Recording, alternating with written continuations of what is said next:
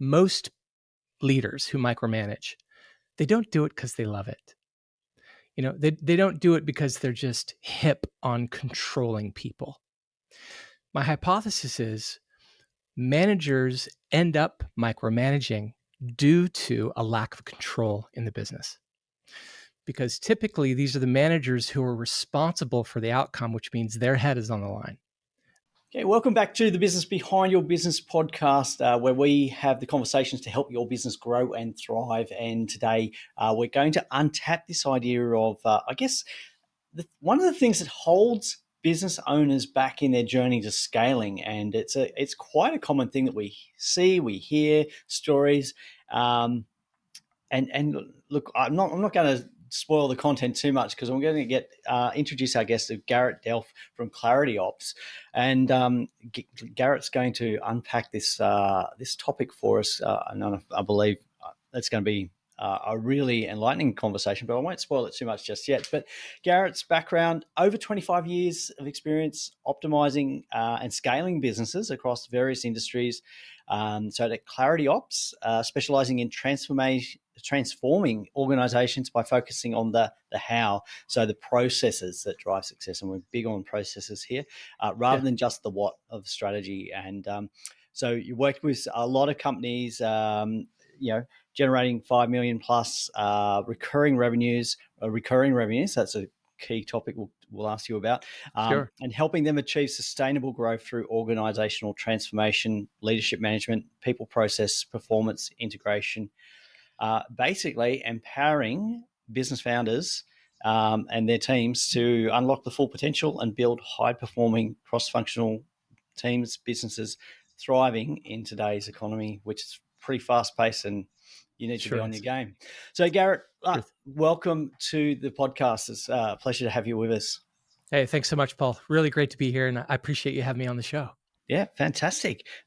Now, Garrett, the one of the things that we see a lot of business owners really struggle with, and we've all probably been employed by this boss or this manager as well, but it's the micromanagement, which we seem to think, well, hang on, if you just let me do my job, maybe I could do a better job. But look, I'll let you explain, why is this such an issue and what do we mean by micromanagement?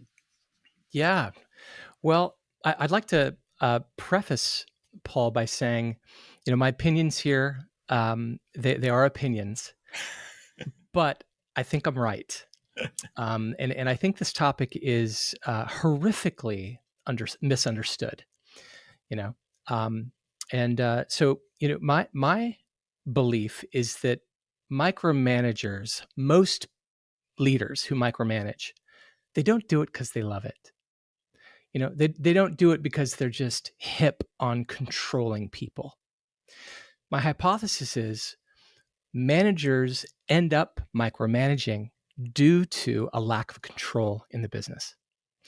Because typically these are the managers who are responsible for the outcome, which means their head is on the line. Their job is on the line. And so this really interesting thing happens as a manager when you don't have control, but you're responsible for the output. The native response is to frantically try to get that control back. But when you don't have controls that govern for you, then you end up doing things that don't work, and everybody feels, stepped on and hovered over. And in the end, you still don't get the results you want. Instead, you get all the negative consequences, all the culture debt, in the end of the day, all the poor performance, all of the mass exodus in terms of employment churn. It's a backfire. You end up getting all the negative consequences of the very thing you were trying to solve. So high level, that's my opinion about sort of how leaders end up falling prey to this trap of micromanagement. Yeah. And we see it a lot with the business owner who started the business, and then when they engage new employees, new team, they fall into that trap. Because their head is on the block. They are ultimately responsible for the performance of their business, and they feel that unless they've got very tight control over what's going on, they're not in control. You're right. I would agree with that. And also, you mentioned owners, founders, um, and everything flows from the top. So if a founder, CEO, C-suite fall into the trap of micromanagement because of lack of governance, then all of their senior management and middle management will follow suit because that's how it works. That's how organizations work: profit, nonprofit. Um, and so it's a tough thing. Mm. It's actually why Clarity Ops exists, because you know in principle and fundamentally, I think that organizational infrastructure is the missing gold in a business. So when you say organizational infrastructure, let's just clarify what we mean by that. Yeah, sure. It's at the macro level, it is just a set of or sets of bespoke guidelines and instructions that govern what people believe, how they do things, when those things should be done, how long it should take them, and ultimately define what the expected outcome is. At a high level, that is what organizational infrastructure is. It's the rebar in the foundation of the skyscraper Mm. that keeps it standing straight and sturdy. Yeah, and look, do you find, or in your experience, is that actually defined in most businesses, or is No, it just evolved, not defined? no, it's. I mean, I'm thankful, but it's why Clarity Ops is so successful, because the demand is so high. Yeah, yeah. You know, but there is a narrative of education that needs to get out there, but there's also sort of a big lie where organizations have just believed that operating in chaos is that's just how it goes. You're just supposed to be stressed out, low happiness, have high employment churn, always be struggling with these things. But the stats are against them. 9 out of 10 businesses fail. Yeah. Let's call a spade a spade. So we're talking about this need for, I guess, micromanage, or sorry, not a need for, but an existence of micromanaging, because we don't have control, we don't have a good structure. Yeah. Um, but one of the arguments I hear from a lot of business owners, a lot of managers, is that that is a form of accountability. Now, I've got a feeling you're not going to agree with that. Is that correct? Yeah. I don't agree with it. I think they probably fell prey to the lie that there's only one play.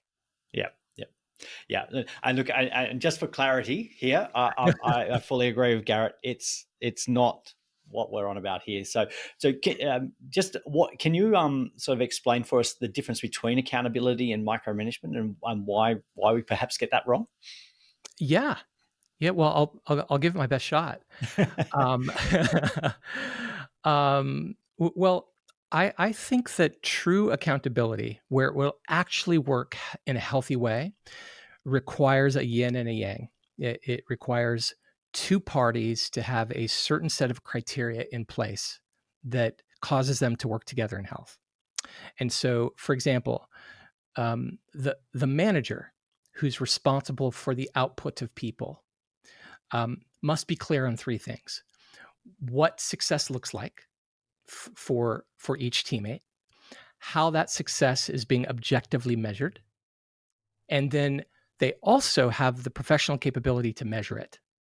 So part of the yin, that the manager must have those three things in place, perhaps a few others.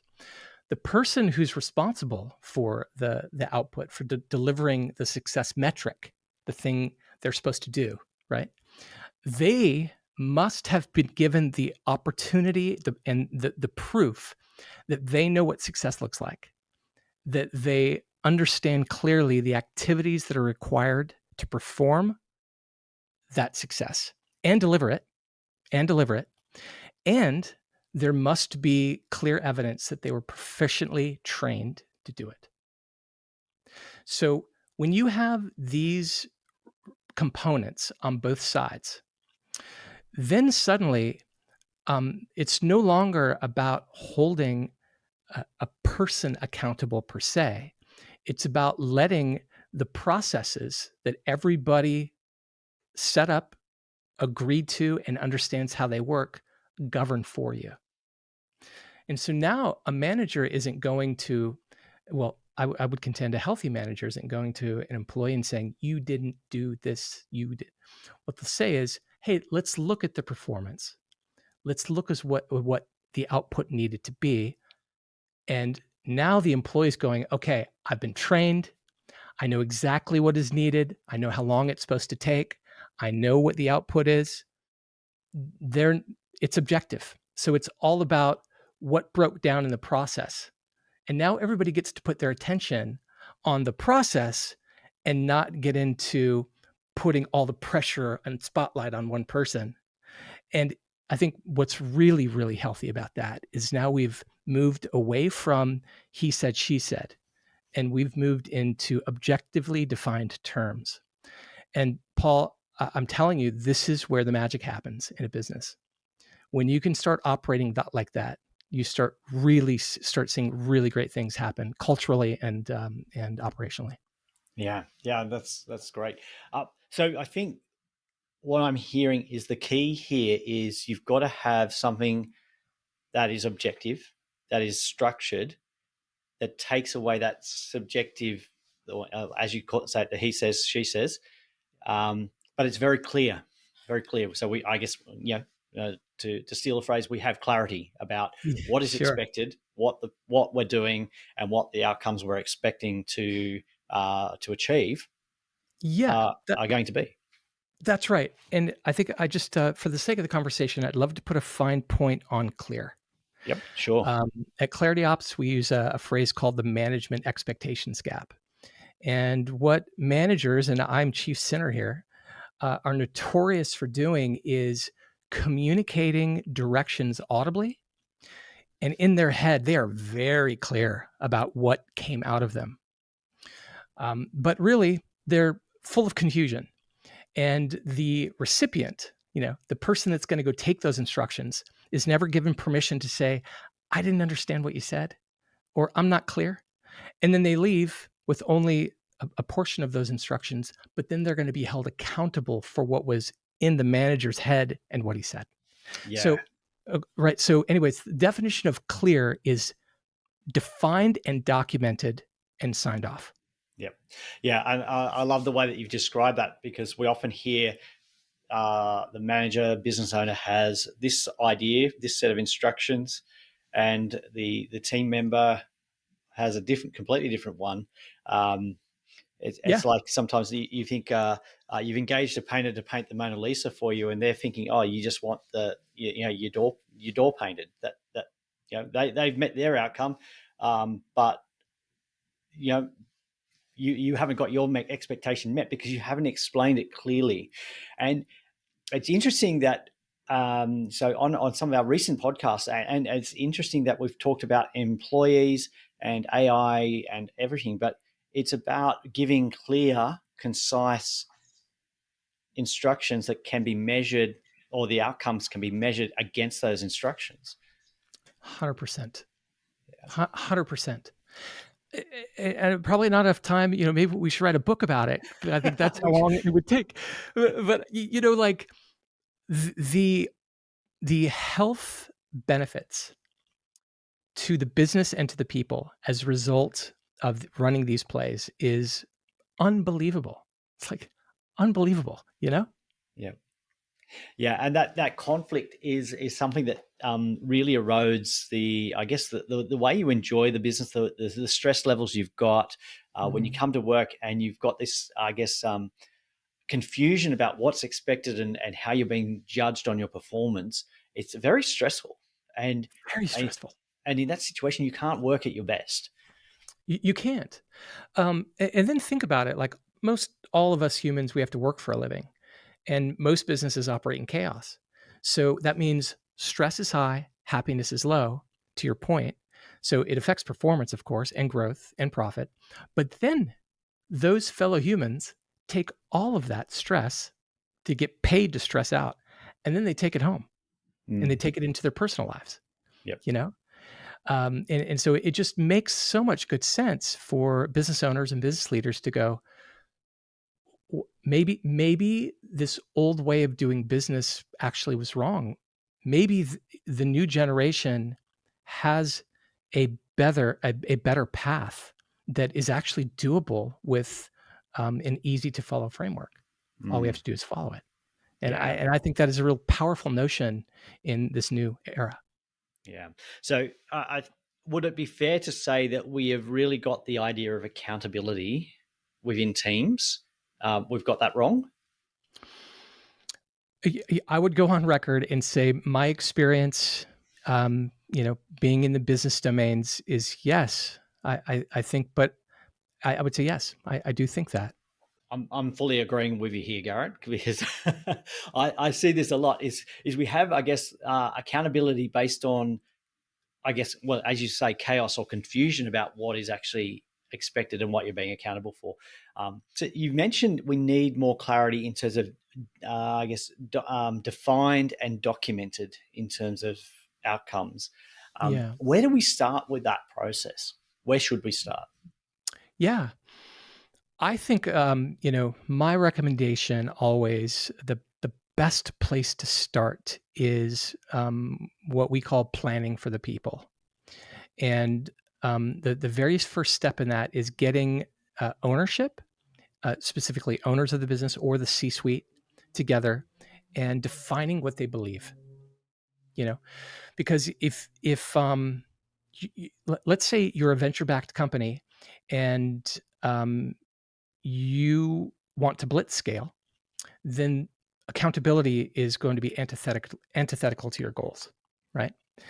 Because you want to move fast and break things all the time, and you don't want processes. So, like that's just a polarizing example of figuring out what do you believe, because what we believe is where we put our energy and time toward. So, define your values. Then, once you define your values, then you can start looking at all of the components that affect the people and their ability to actually execute. So you look at things like employee guidelines, even small things like what is our vacation policy like? What happens if I need to take a mental day? Like define these things out for the people because this lowers stress.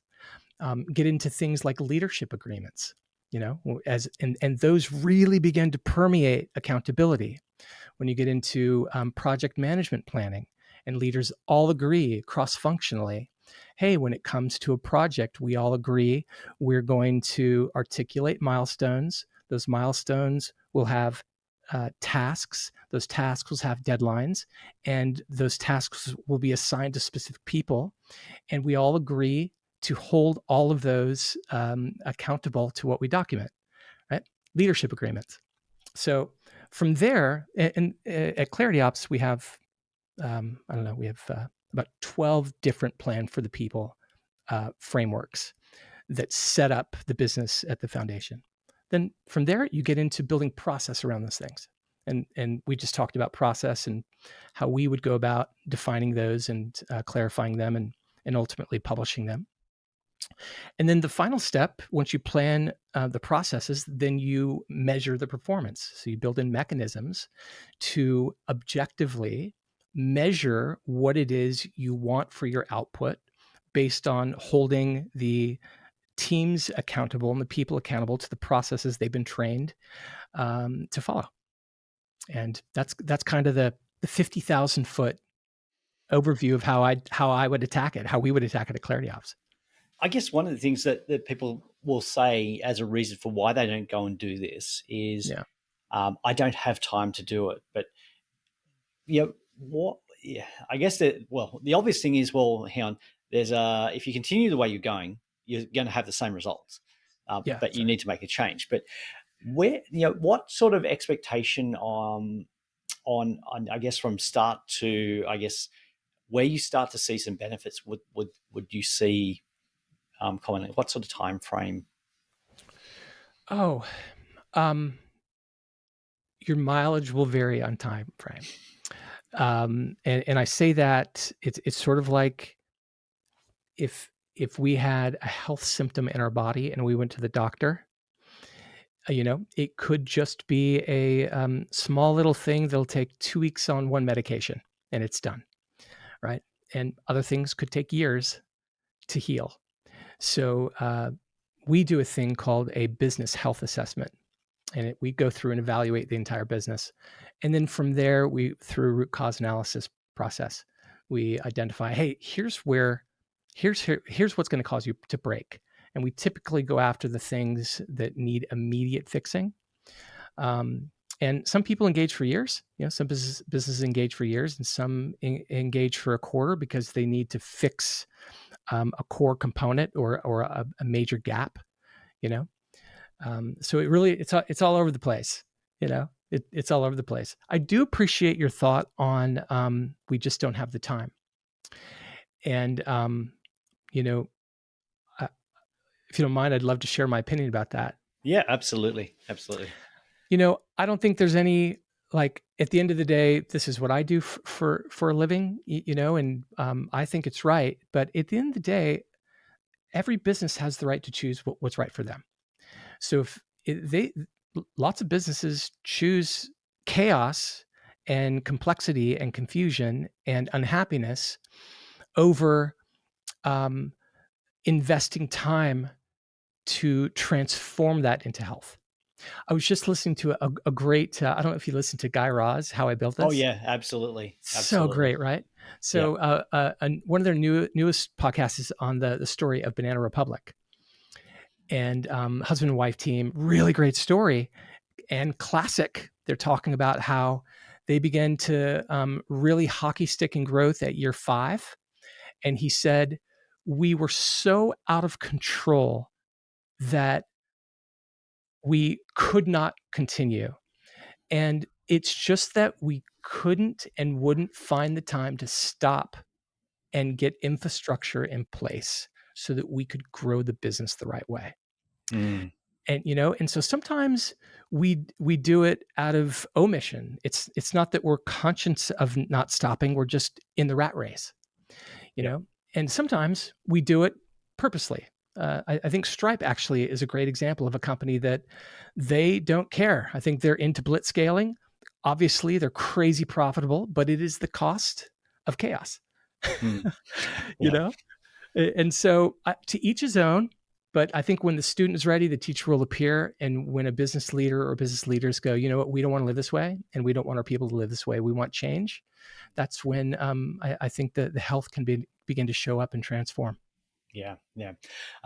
Yeah, that's good. So look, Garrett, I just want to go back to a couple of things you've said. So Okay, when I sure. asked you the loaded question about how much time it should take, I was Sure. really pleased with your answer, because no two businesses are the same, Yeah. and you might be in the same industry, but the way you run your business is going to be different to the guy next door.